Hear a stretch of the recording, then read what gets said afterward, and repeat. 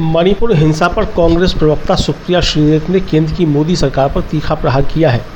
Twitter पर एक video post करते हुए सुप्रिया ने कहा कि 40 दिन से ऊपर हो गए, 103 लोगों की मौत और 60,000 विस्थापित हैं। इस देश का एक राज्य मणिपुर जल रहा है। अखंड भारत का दंभ भरने वालों, रूस यूक्रेन का युद्ध रोकने के लिए जुमले फेंकने वालों, भारत के जलते हुए एक राज्य से क्या कोई फर्क नहीं पड़ता तुमको? आइए सुप्रिया श्रीनेत की जवानी सुनते हैं मणिपुर की कहानी। लेकिन सर्वप्रथम कुछ ही महीने पहले प्रधानमंत्री मोदी ने मणिपुर के संदर्भ में क्या कहा था वो सुन लेना जरूरी है।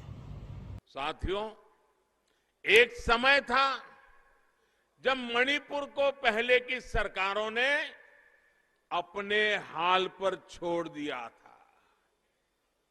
जो दिल्ली में थे वो सोचते थे कि कौन इतनी तकलीफ उठाए, कौन इतनी दूर जाए। जब अपनों से ऐसी बेरुखी रहेगी तो दूरियां बढ़ेगी।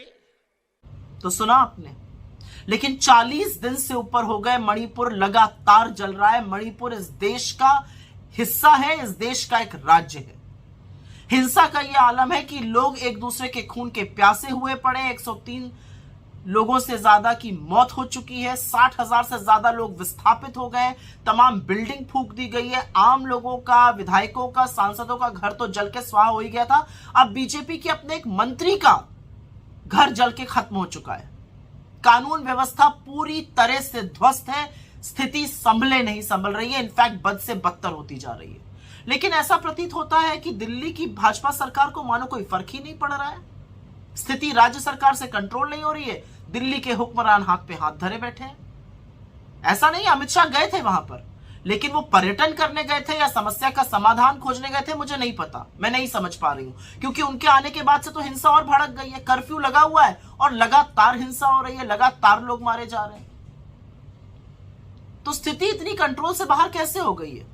इस देश के प्रधानमंत्री जब वहां पर चुनाव प्रचार कर रहे थे, नरेंद्र मोदी जी, तो अगले 25 साल की नींव रखने की बात करते थे। अब जब हिंसा भड़की हुई है तो ना शांति की एक अपील है, ना एक सार्वजनिक रूप से उन्होंने शब्द बोला है इस हिंसा के खिलाफ, इन मौतों के खिलाफ।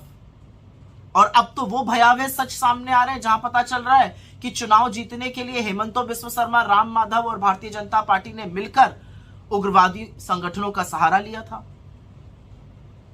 और मीडिया के मेरे साथियों से सिर्फ मैं इतना कहना चाहूंगी, क्योंकि मणिपुर दिल्ली से दूर है, क्योंकि मणिपुर में भाजपा की सरकार है, और क्योंकि मणिपुर की हालात बताने से इन लोगों के काले कारनामे सामने आ जाते हैं, कब तक कवर फायरिंग दीजिएगा? मणिपुर इस देश का हिस्सा है, और जो अखंड भारत का दंभ भरते हैं, पहले इस देश के एक हिस्से को तो बचा लीजिए। जो जुमला फेंकते हैं रूस और यूक्रेन का युद्ध रुकवाने का, पहले यह गृह युद्ध तो रुकवा लीजिए। असलियत यह है कि मणिपुर जल रहा है। प्रधानमंत्री जी, अगर आपको अपनी यूएस की पैकिंग से फुर्सत मिल जाए तो संज्ञान लीजिए और स्थिति में सुधार बहाल करने के लिए प्रयास करिए, क्योंकि ऐसा लगता है कि मणिपुर को तो आपने उनके हालात पर छोड़ दिया है।